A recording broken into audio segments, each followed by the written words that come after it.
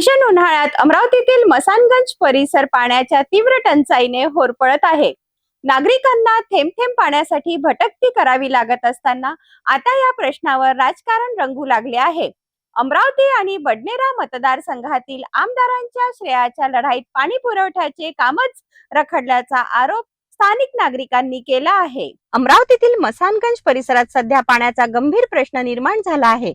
वाढत्या उष्णतेमुळे नागरिकांचे हाल होत असून पिण्याच्या पाण्यासाठी ट्रॅक्टरच्या मागे धावण्याची वेळ नागरिकांवर आली आहे.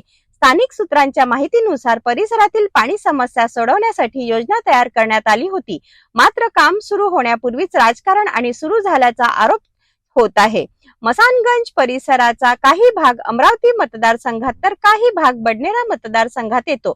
याच कारणांवरून दोन्ही मतदारसंघातील आमदारांमध्ये श्रेय घेण्याची स्पर्धा सुरू झाल्याचे बोलले जात आहे. स्थानिक नागरिकांच्या म्हणण्यानुसार कामाचे उद्घाटन कोण करणार आणि फलकावर कोणाचे नाव मोठे असणार यावरून राजकीय वाद निर्माण झाला आहे. नागरिकांनी आरोप केला आहे की निवडणुकांमध्ये मतांसाठी दारात येणारे नेते आता पाण्यासारख्या मूलभूत प्रश्नांवर राजकारण करत आहे.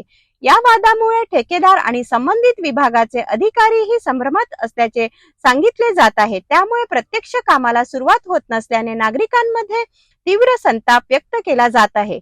पाणी ही मूलभूत गरज असताना त्यावरही राजकारण होत असल्याचा आरोप करत नागरिकांनी लवकरात लवकर काम सुरू न झाल्यास तीव्र आंदोलनाचा इशारा दिला आहे.